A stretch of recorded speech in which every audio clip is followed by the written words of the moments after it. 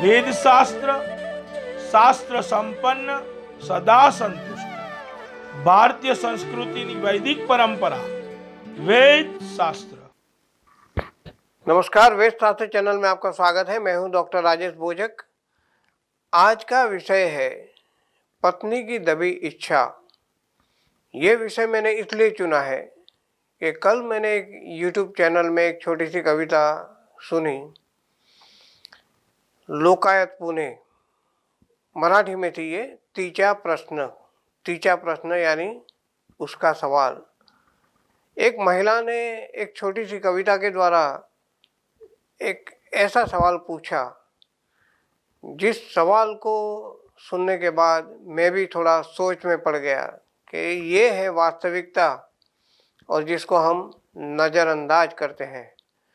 उसका प्रश्न ये था कि ये देह मेरा है लेकिन नाम तुम्हारा है, ये सर मेरा है उसमें सिंदूर तुम्हारा है, ये कपाल मेरा है उसमें कुमकुम तुम्हारा है, ये मेरे देह पे हल्दी भी तुम्हारी है, ये मेरा हाथ है लेकिन मेहंदी भी तुम्हारी है, ये मेरा गला है मंगलसूत्र भी तुम्हारा है, ये मेरे पैर है उसमें झांझर भी जो होते हैं वो तुम्हारे हैं। सेवा मैं करती हूँ लेकिन घर पे नेम प्लेट तुम्हारी, पैर मैं छूती हूँ लेकिन आशीर्वाद अखंड सौभाग्यवती, मतलब ये भी तुम्हारे लिए। वट सावित्री का व्रत मैं करूं लेकिन आयुष्य तुम्हारी बढ़ती है। पेट मेरा, रक्त मेरा, दूध मेरा, लेकिन जो संतान वो तुम्हारे नाम की। नाम मेरा लेकिन ओळख जो पहचान तुम्हारे नाम की। ये सब कुछ मेरा लेकिन उसका फल, उसका जो भी नाम है वो तुम्हारा। लेकिन एक सवाल मैं पूछना चाहती हूँ कि मेरे में सब कुछ तुम्हारा है तो तुम्हारे पास ऐसा कुछ है जो मेरा हो? ये सवाल था उसका। और ये सवाल सुनने के बाद मुझे लगा कि बहुत सी चीज़ें हैं जो हम नज़रअंदाज करते हैं। हमारी पत्नी, जिसको हम अर्धांगिनी बोलते हैं, आधा शरीर है हमारा, पूरा हक है हमारा, लेकिन उसे क्या मिलता है? क्या सोचा है कि क्या चाहती है आपकी पत्नी? क्या है उसकी दबी हुई इच्छा? नहीं। जानते हुए भी आप उसे अनसुना करते हो, अनजाना कर देते हो, नज़रअंदाज कर देते हो। लेकिन एक बार अपने दिल से सोच के देखिए कि क्या है दबी इच्छा आपकी पत्नी की। आपकी पत्नी क्या चाहती है आपसे? ये मैं जो आज भी बताने जा रहा हूँ वो मेरे जीवन से भी जुड़ा है, लोगों के जीवन भी मैंने देखे हैं। उन सब का एक छोटा सा सारांश आपको मैं बताने जा रहा हूँ कि औरत की, खास करके पत्नी की दबी इच्छा क्या होती है। दबी इच्छा ये है कि वो चाहती है आपसे एक एक्सप्रेशन, आपके हाव भाव में वो चाहती है कि उसकी तस्वीर दिखे। मतलब जब वो अपनी खुशी की बात करती हो तो वो चाहती है कि आपके चेहरे पे भी उस खुशी का प्रतिभाव हो। जब वो अपने दुख की बात सुनाती है तो उसे लगता है कि मेरे पति को भी उसके चेहरे पे या उसके शब्दों में उसका दुख व्यतीत होना चाहिए, उसके दुख का प्रतिबिंब उसमें पड़ना चाहिए कि मेरे दुख से भी ये आदमी दुखी है, मेरे सुख से इसे भी खुशी हुई। जब वो कोई कहानी सुनाए तो उसमें आपको आपका एक इंटरेस्ट होना चाहिए, ये वो चाहती है। वो चाहती है कि मैं जो सुनाती हूँ उसको बस सुनने के लिए सुन लिया और ध्यान न दिया तो ये उसको, उसके दिल को ठेस पहुँचती है। जब वो खाना बनाती है ना, खाना आप खा लेते हो लेकिन खाना बनाते वक्त उसने कितने प्यार से बनाया, कितने लगाव से बनाया, आपको क्या पसंद है वो उसने बनाया। दो तारीफ के शब्द वो चाहती है, ये भी है उसकी दबी हुई इच्छा। आपने हमेशा स्त्रियों को अलग अलग तरीके से देखा होगा, अलग अलग तरीकों से अटेंड किया होगा। आप जब पराई औरतों से बात करते हो, पराई स्त्रियों से बात करते हो, कितना लिहाज रखते हो, कितना सोच समझ के बोलते हो, कितना उसे इम्प्रेस करने की ट्राई करते हो, और कितना उसका व्यक्तित्व, उसके व्यक्तित्व को ध्यान रख के बात करते हो। तो जो मान सम्मान परहेज पराई औरतों के लिए होता है, तो वो अपनी पत्नी के लिए क्यों नहीं। सोचने की बात है, ये उसकी दबी हुई इच्छा है कि आपसे वो सम्मान चाहती है, वो कुछ नहीं मांगती। आप महीने के अंत में कभी आपको पैसे की तकलीफ पड़ती है, तो आप अपने दोस्तों से या कोई नज़दीकी इंसान से मांग लेते हो, यार इस बार थोड़ी कमी है, कुछ पैसे दे दो। लेकिन वो किससे मांगेगी? उसके पास आपके अलावा और कोई भी नहीं है। पड़ोसी या रिश्तेदार से पैसे मांगती है, तो इज्जत किसकी खराब होती है कि आपकी, इसकी बीवी ने मुझसे ये छोटी चीज़ के लिए पैसे मांगे। आपके पूरी घर की हालत सामने वाले के दिमाग में फिट हो जाती है और इम्प्रेशन आपकी खराब होती है। लेकिन वो आपकी इम्प्रेशन को खराब नहीं होने देती। वो तब तक नहीं बोलती जब तक आप उसको पैसे ना दो।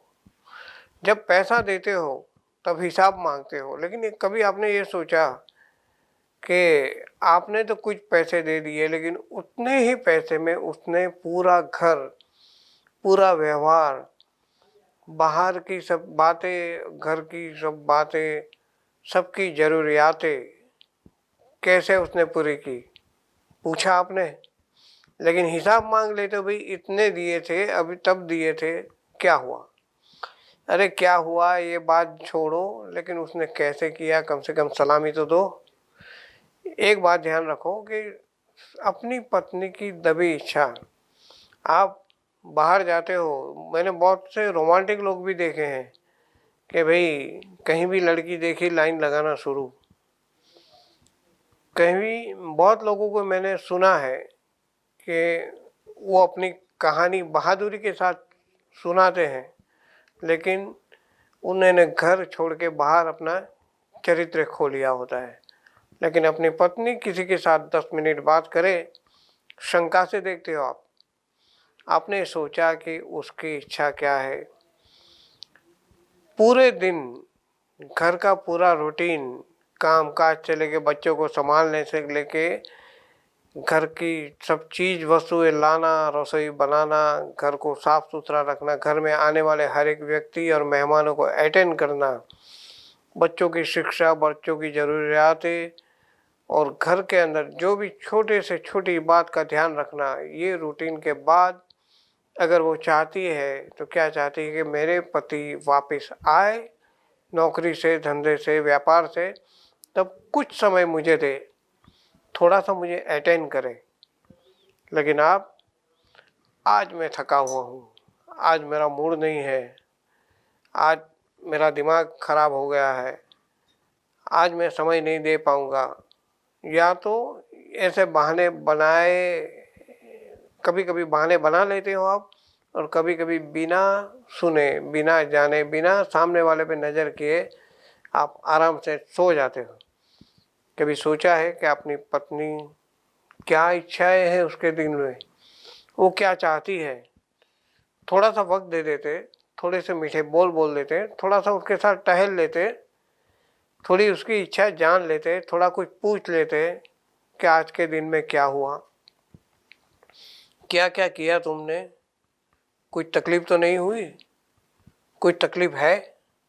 सिर्फ एक छोटी सी बात, एक छोटी सी बात भी उसके लिए एक सर्टिफिकेट के बराबर है, एक डिग्री के बराबर है।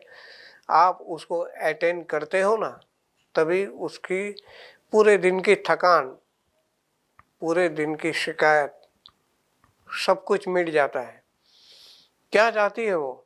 जब वो अपने बच्चे को कुछ डांटती है, कुछ बोलती है, उसके बच्चे उसके सामने बोलते हैं, तब उसकी एक इच्छा होती है कि मेरा पति कुछ मेरा पक्ष ले, कुछ अपने बच्चों को भी बताए कि भाई ये जो कह रही है वो बात सही है, तुमने जो किया वो गलत है, ऐसा नहीं चलेगा, ये उसकी इच्छा होती है। कभी कभी आपकी गैर मौजूदगी में या आपकी नज़रों के सामने आपके माँ बाप या आपकी बहन या आपके सगे संबंधी आपकी पत्नी को कुछ बात खरी खोटी सुना देते हैं, तब उसकी एक ही आस होती है कि मेरा पति मेरा पक्ष लेगा। जहाँ झूठ है वहाँ झूठ कहेगा, जहाँ सच है वहाँ सच कहेगा, और जहाँ मुझे बचाना चाहिए वहाँ मुझे आगे आके बचाएगा। लेकिन आप नतमस्तक होके चुपचाप सुनते रहते हो, तब आप अपने माँ बाप या अपनी बहन या अपने सगे संबंधी की नज़रों में भले खरे उतरते हो, लेकिन अपनी पत्नी की नज़रों से गिर जाते हो। क्या होती है अपनी पत्नी की दबी हुई इच्छा? कुछ समझो, कुछ सोचो। आपको जो करना है वो कीजिए, लेकिन उसे नज़रअंदाज मत कीजिए। आपको ये पता नहीं होगा कि आपके घर के लिए, आपके बच्चों के लिए, आपके माँ बाप के लिए और आपके लिए उसने कई पड़ोसियों से भी झगड़े किए होंगे, कई व्यापारियों से भी झगड़े करे होंगे, कई सगे संबंधियों से भी वो उलझी होगी, और बहुत लोगों से उसने थोड़ी सी ऊंची आवाज़ में भी बात की होगी। लेकिन मकसद क्या होगा कि आपकी और आपकी घर की इज्जत बचाना। आपके बारे में कोई छोटी सी बात भी बोल जाए तो उसको वो खड़ा खड़ा सुना देती है। क्यों? ये आपके प्रति प्यार और आपके घर की इज्जत, और आप नज़रअंदाज करते हैं अपनी पत्नी की ये सब बातें, उसकी कुर्बानियाँ, उसने की हुई हर एक फर्ज की कीमत अदा करना भी आप भूल जाते हो। सब कुछ भूल जाते हो आप ये समझते हो कि आप शादी करके लाए हो, लेकिन वो अपने घर में अपना पूरा अधिकार छोड़ देती है, उसका अधिकार खो लेती है, और आपके वहाँ आके आप पे थोड़ा सा भी अधिकार जताती है और आप उसको नज़रअंदाज कर देते हो। तो क्या चाहती है आपकी बीवी, क्या चाहती है आपकी पत्नी, क्या है उसकी दबी हुई इच्छा? वो एक चीज़ ही चाहती है, सम्मान। कम से कम आपसे, उसकी सास या ससुर या उसकी ननद, उसके सगे संबंधी, उसकी सहेलियाँ, उसके बच्चे, आसपास के लोग उसको सम्मान ना दे, उसको उतनी पड़ी नहीं है। लेकिन आप अगर उतना कह दो कि जो भी कुछ हुआ मैं हूँ तेरे साथ, तो उसकी हिम्मत बढ़ जाएगी। कह के तो देखो मैं हूँ ना, सुन के देखो उसकी बातें। एक बार समझो आपने एक बार नहीं, बार बार गलतियाँ की है, एक बार माफ़ी तो मांग के देखो कि अब तक जो हुआ वो हुआ, लेकिन आज के बाद मैं हूँ तुम्हारे साथ, अब तुम्हें कोई तकलीफ नहीं होगी।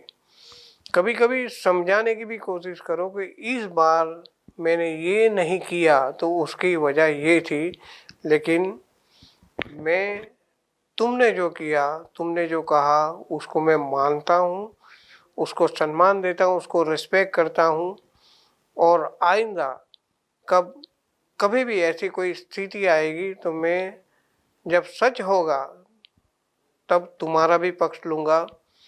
कुछ गलत भी हुआ तो मैं बाजी को संभाल लूँगा, घर को संभाल लूँगा। तो मैंने जो लोकायत की यूट्यूब के जो कविता सुनी, तीजा प्रश्न, ये प्रश्न मेरे दिमाग में भी आ गया, मेरे दिमाग में भी ऐसा छा गया। मैं भी सोचने लगा कि कहाँ मैं भी गुनहगार हूँ मेरी ज़िंदगी में। मैंने भी ये सोचा कि सचमुच उसने जो भी पूछा है उसका मेरे पास भी कोई जवाब नहीं है, और ना ही आपके पास कोई जवाब होगा। सब कुछ उसके पास आपका है। माथे का सिंदूर, यहाँ की कुमकुम की टिकिया, यहाँ की बंगड़िया, यहाँ का मंगलसूत्र, पैरों के झांझर, आशीर्वाद, घर की नेम प्लेट, बच्चों के साथ आपका नाम, उसके साथ लगा हुआ आपका नाम, उसके साथ जुड़ा हुआ आपका नाम, उसकी पहचान आपका नाम, लेकिन उसके पास कुछ भी नहीं। आपके पास है कुछ? अपनी पत्नी को रिस्पेक्ट देना सीखिए, अपनी पत्नी की इच्छाओं को पूर्ण करना सीखिए। कम से कम उससे सहानुभूति तो जताइए, कम से कम उसको थोड़ा सा समय तो दीजिए, कम से कम उसकी भावनाओं को तो समझिए, कम से कम उसका सम्मान ऐसे बनाइए कि आपकी नज़रों के सामने या आपकी नज़रों के पीछे, आपकी गैर मौजूदगी में और आपकी मौजूदगी में कोई उसका अपमान ना करे। उसका कोई अपमान करता है तो उस वक्त कम से कम परिस्थिति को आप रोक भी सकते हो, समझा भी सकते हो, और कम से कम उसकी रक्षा भी कर सकते हो। और रक्षा नहीं कर सकते, कम से कम उसको हौसला दे सकते हो कि मैं हूँ तुम्हारे साथ।